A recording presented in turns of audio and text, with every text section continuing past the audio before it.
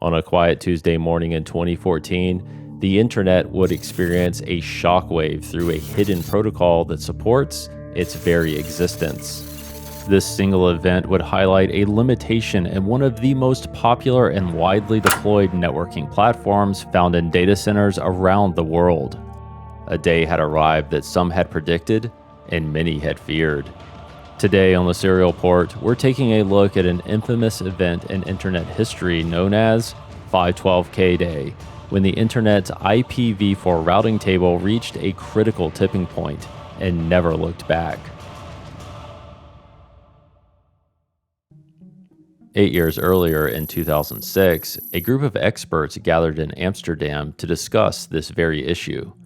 The Internet Architecture Board held a routing and addressing workshop to go over a number of problems that were growing at an alarming rate.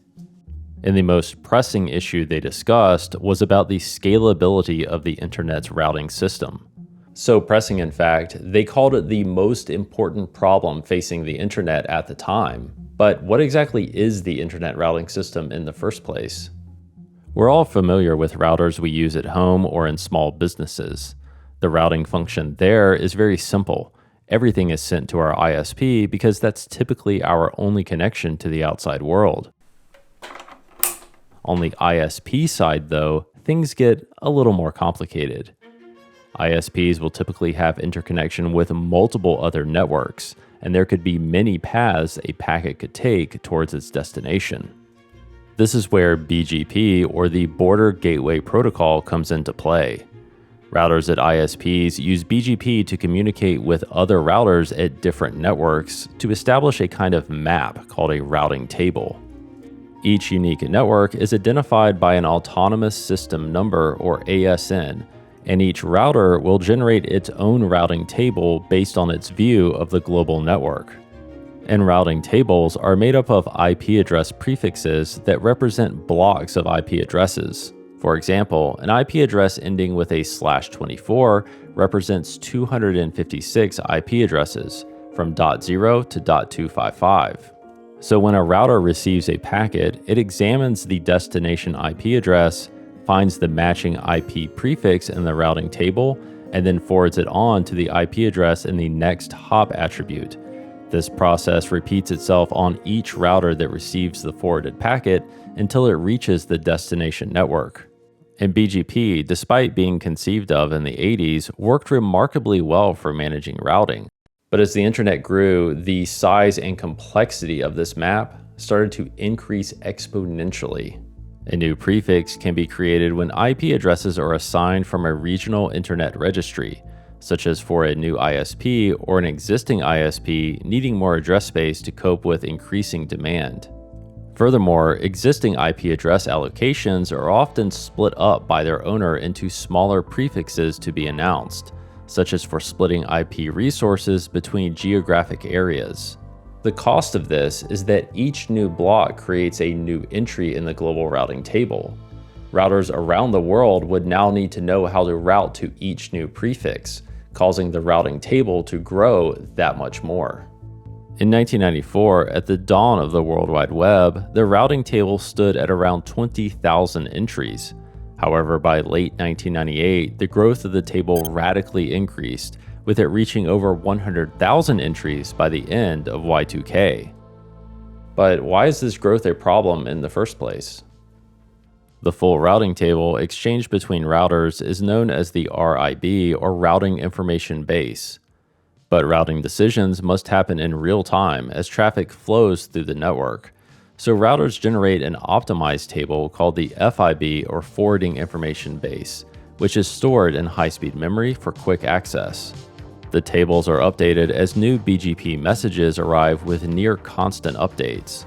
And there were already concerns in the early 90s around the ability of routers to be able to cope with the ever-increasing demands of the growing routing table. And not only its overall size, but the numbers of updates performed through BGP, which had been steadily increasing as well. As a result, router manufacturers had to implement increasingly powerful hardware to keep up with growing demands of bandwidth in the global routing table. To better understand the demands of BGP, we spoke to Andree Toonk. In 2008, he started a monitoring service called BGPMon, which monitored the global routing table, providing engineers with real-time insight into their networks and internet routing as a whole. I was working for a small R&D network here in Vancouver, Canada, and at some point, something broke. Like, we didn't know, but customers started calling, the internet's broken. And we were like, scrambling, trying to figure out. And we could see in the graphs that the traffic had dropped off. And so we're like, logs, firewall logs, and look everywhere. But everything looked healthy. And we didn't understand what had happened. And then at some point, like literally hours later, we realized that someone else was announcing our BGP networks. This is a thing. I never heard of this, right? So we call this a BGP hijack. BGP relies on trust between networks to advertise legitimate routing information. If a network announces a prefix that it doesn't own or have authority to route, whether intentionally or accidentally, this route hijacking can propagate throughout the internet. And while various countermeasures have been implemented to limit the risk of route hijacking, it is still not a completely solved problem and has led to newsworthy outages over the commercial internet's history. Afterwards, this really sucked, man. And then I was like, oh, wait a minute, other people must run into this as well. And how do they find this kind of stuff? And sort of started this thinking process. And to prevent this from happening again, or at least finding it early on, I decided to write some little Perl scripts to essentially scrape route collectors and send me an email if that happened. Toonk utilized data from route collectors, which are hosts that receive BGP feeds, usually from multiple routers, as a vantage point for seeing internet routing information. He built the BGPMon website to give others access to this data. This was all free. It was all a hobby project. And that is kind of how that started. And then eventually, that became quite popular. And there were hundreds, maybe thousands of people monitoring basically their stuff. I was like, this is getting out of hand. So eventually I was like, well, maybe I could charge money for it. But with the sole purpose, back then at least, to recover the cost of this hobby project. If I can just break even, this would be amazing. And so I started setting up my own route servers and basically started sending emails to people that had an account. It's like, hey, I have my own route server. You just give me a feed. It's going to be amazing. And the more feed I get from you directly, the better the data is that is more relevant to you as well. And people wanted to help out. And, because we did, great community service as well. And I think that was a win-win. And I think by the end, we had one of the largest route server projects, probably comparable to Route Risk back then. With BGPMon commercialized, providers could now use the tool to monitor BGP around the global internet and get notified if problems like BGP hijacking started to appear. And as the service hummed along, it wouldn't be long before it witnessed one of the biggest events in BGP history.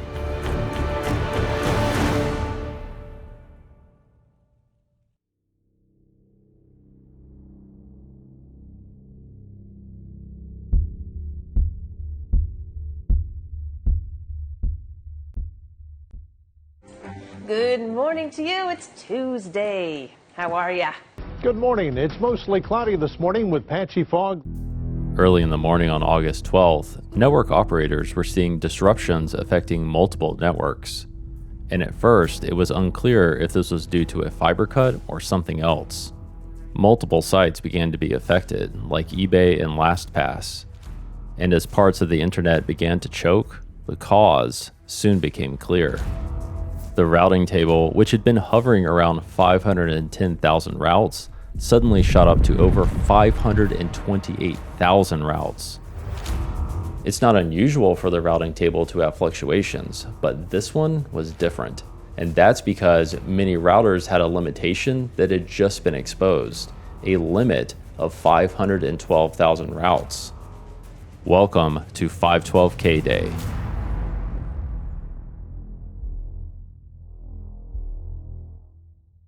As routers began learning the new routes, they quickly breached the 512K limit, causing them to reboot or at worst, completely crash. And Toonk was there to see it happen in real time. We were all trying to kind of figure out what's going on and as typical engineers, is it our fault? Is it someone else's fault? Is it regional, etc.? All our like-minded peers were there, and pretty quickly sort of similar kind of noise came out. And they were like, okay, this isn't just us. There's something happening. There's like a disturbance in the force, essentially. And that's kind of how it started. And I think at some point, I don't know where this came from, but the 512K limit was looming for a while. And we kind of knew this was going to be a problem, but didn't really know when it was going to happen and how big the problem was going to be.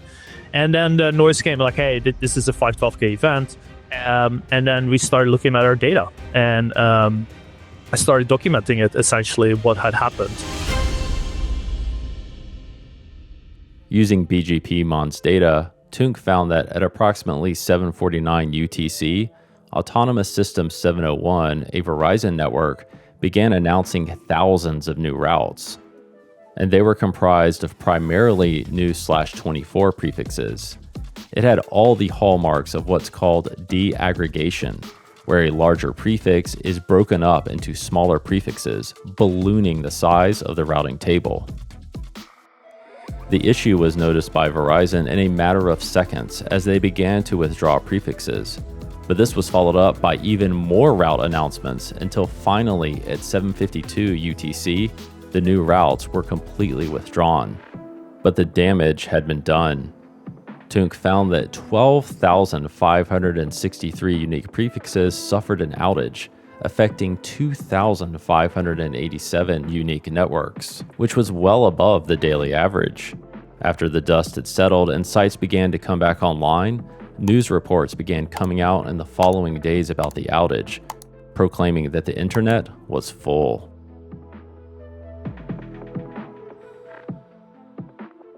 But the precedent had been set, as the table then surpassed 512K again shortly after the initial event, and would not fall below it again. And while the effects only lasted a relatively short period of time, the extent of the event sparked widespread discussion around the factors contributing to it. And one of the main points of focus was a widely deployed networking platform found in data centers, enterprises, and nearly every corner of the internet: the legendary Cisco 6500.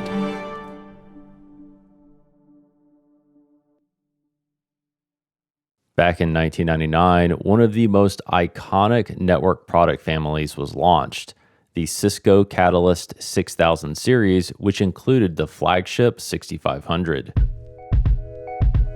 An iteration on previous Catalyst products, the 6500 platform was a big step forward and contributed to Cisco's domination in data centers and network closets throughout the 2000s. With a 256 gigabit backplane, the 6500 series was extremely versatile, supporting redundant supervisors, WAN, LAN, telephony, and routing, including BGP. This modular chassis, supplied in 3 to 13 slot varieties, powered the internet's early .com boom, and its success led to over 1 million chassis and hundreds of millions of ports being sold. The 6500 reached $1 billion in revenue faster than any other product Cisco had ever brought to market. The 6500 was employed basically everywhere, but crucially, it was commonly found in critical internet infrastructure. At the core of the system is the supervisor engine. This served as the controller for the chassis and also made forwarding decisions for packet forwarding. The supervisors, like the SUP 720 3BXL, evolved to support increasing throughput and something called TCAM capacity. Bandwidth throughput is straightforward, but the TCAM capacity is critical for how these switches were used in large-scale networks. As we saw earlier, the forwarding information base table in routers is an optimized version of the full RIB table. For home or office routers, the forwarding table is tiny, but for an internet service provider, every known internet route has to have an entry in the forwarding table. This makes searching it an especially daunting task, but that's where TCAM comes in. TCAM, which stands for Ternary Content Addressable Memory, stores the forwarding information base table. But unlike traditional RAM, TCAM enables all entries in the table to be searched in parallel, regardless of its size. So when the router needs to look up an address prefix, it can do so extremely quickly. This made the SUP 720 3BXL a popular choice for ISPs. To store the routing table, it utilizes two TCAM chips made by IDT. When the 3BXL launched in 2004, it featured a default limit of 512K IPv4 routes and 256K IPv6 routes. This was plenty of space at the time, as the IPv4 routing table was still below 150,000 routes. But a decade later, in August of 2014, that all changed. And this, the TCAM and its default configuration, were at the very heart of the 512K day event. Once the routing table exceeded 512K entries, the TCAM was essentially full, causing slowdowns at the most vital points of internet traffic. And from all the research we've done for this video, we knew that 512K day was a significant event, but we wanted to experience this exact failure mode and see it for ourselves. To help us with this experiment, Abacus Hardware graciously offered to provide us with a 6500 configured just like an ISP would have been using back in 2014. Abacus, based outside of Atlanta, Georgia, has been in business since 2000 supplying server and network hardware to data centers and enterprises.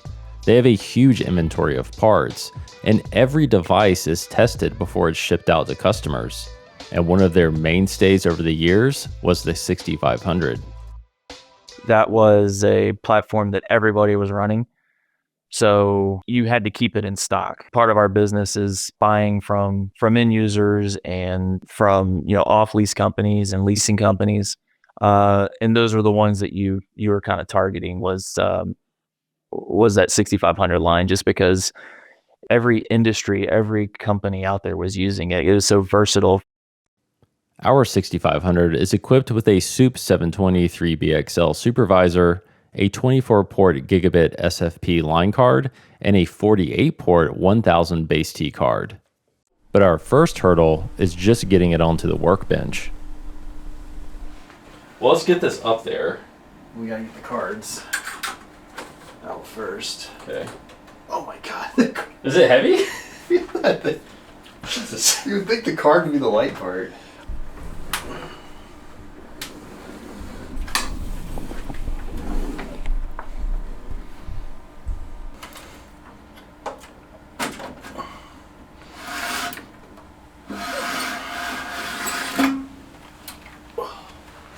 You'll try to lift that now? Yeah.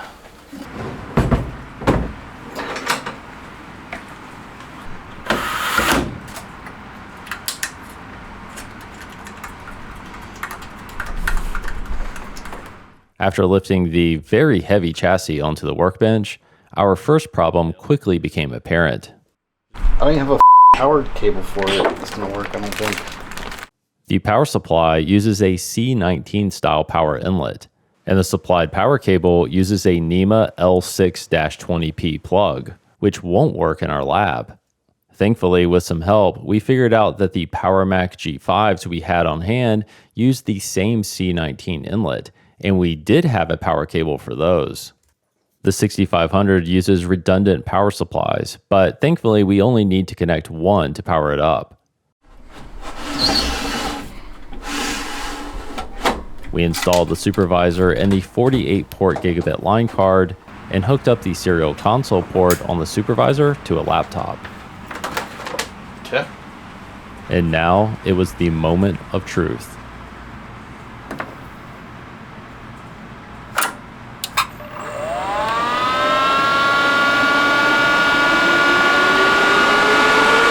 We have liftoff. It's impossible to overstate just how loud these platforms are. The amount of air moving through the chassis is impressive, but it needs that, especially when chugging through 512,000 routes. After getting the password reset, we configured the 6500 with a port on our network.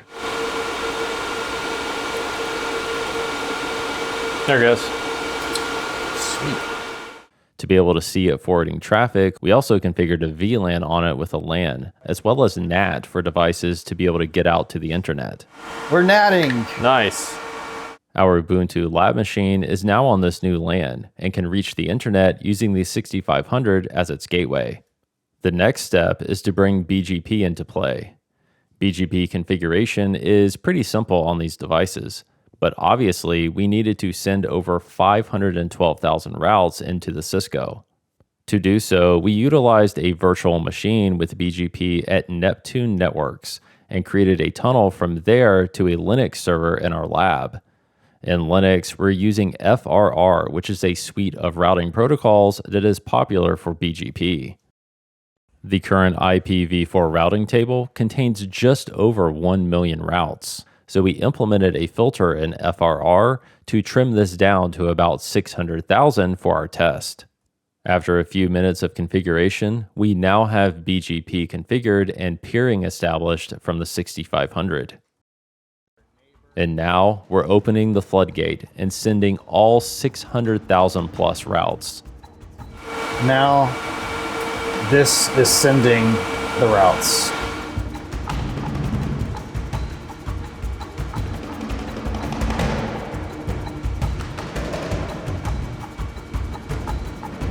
We can see the CPU on the 6500 is maxed out while processing the incoming feed of routes, and the number of routes keeps climbing. So we've got 493. Oh god, we're so close. The number of routes shown here is actually the full routing information base table, so the true FIB number in the TCAM will be somewhat lower until it reaches the maximum amount. We're at 600K. All 600,000 routes have been loaded into the RIB, so the TCAM should be approaching 512K. Oh, 95%. We're at 95% TCAM capacity, but then yeah, there it is. we've reached the 512K limit, and we see a TCAM exception as predicted, indicating that some traffic will now be handled in software instead of hardware. Whoa, look at our pings. Oh, yeah. And this is it. We've arrived at 512K day. So I wonder what my speed test would be now.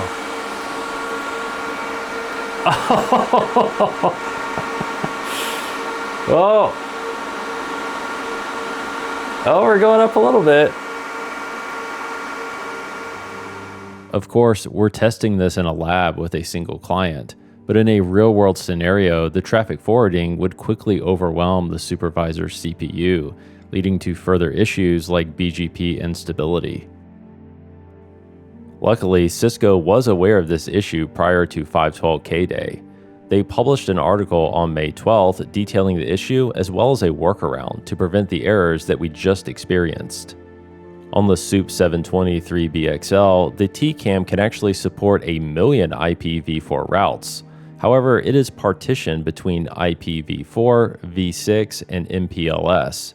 An operator can increase the default limit of 512K IPv4 routes, but at the sacrifice of capacity for those other types, and a reboot is required. So after making the adjustment, we reboot the 6500, which can take several minutes.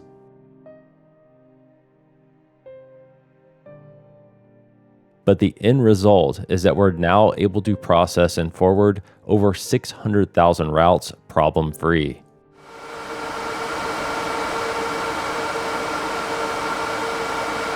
Cool, we're there. Yeah, nice. No error. It was thrilling to recreate 512K day in the safety of our own lab, but in reality, Cisco's advance notice of this issue and swift action by network operators globally made 512K day just a minor blip.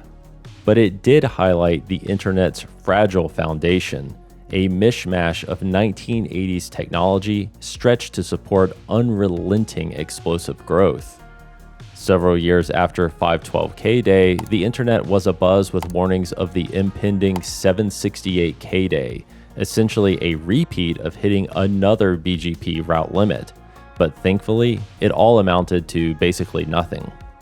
In our view, though, the most incredible part of this story is the hardware behind it, the Cisco 6500. Its decades-long history in internet infrastructure illustrates just how flexible and reliable the platform was. We're planning on exploring more about the Cisco 6500, and let us know if you have any ideas about other internet milestones that we should cover. And if you want to see what we're working on behind the scenes, please consider joining our Patreon community to further support our mission. And undoubtedly, we'll definitely experience another 512K day-like event in the future. So the only question is, will we be ready? Thanks again to our partner Abacus Hardware, and thank you for watching the Serial Port. We'll see you next time.